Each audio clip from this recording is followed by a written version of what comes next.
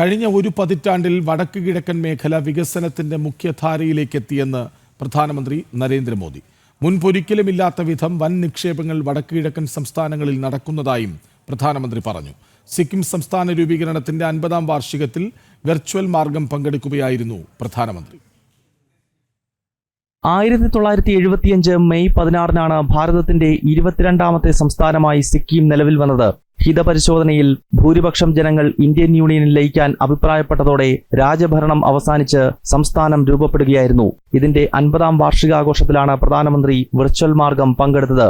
നേരിട്ട് പങ്കെടുക്കുന്നതിനായി പ്രധാനമന്ത്രി ഡൽഹിയിൽ നിന്ന് യാത്ര തിരിച്ചെങ്കിലും മോശം കാലാവസ്ഥയെ തുടർന്ന് ഇടയ്ക്ക് യാത്ര റദ്ദാക്കുകയായിരുന്നു. കഴിഞ്ഞ 50 വർഷം കൊണ്ട് പുരോഗതിയുടെ മാതൃകയായി സിക്കിം മാറിയെന്ന് प्रधानमंत्री अभिप्रायപ്പെട്ടു.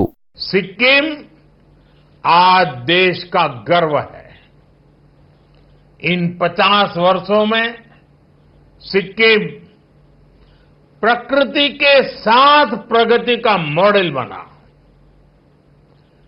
बायोडायवर्सिटी का बहुत बड़ा बगीचा बना. 100% ऑर्गेनिक स्टेट बना. कल्चर और हेरिटेज की समृद्धि का प्रतीक बनकर सामने आया.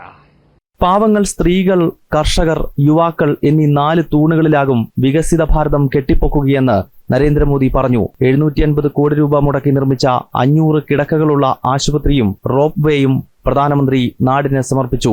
ഗാംഗ്ടോക്കിൽ സ്ഥാപിച്ച മുൻ പ്രധാനമന്ത്രി അടൽ ബിഹാരി വാജ്പേയിയുടെ പ്രതിമാ അനാച്ഛാദന കർമ്മവും പ്രധാനമന്ത്രി നരേന്ദ്രമോദി നിർവഹിച്ചു. ജനം, ഡൽഹി.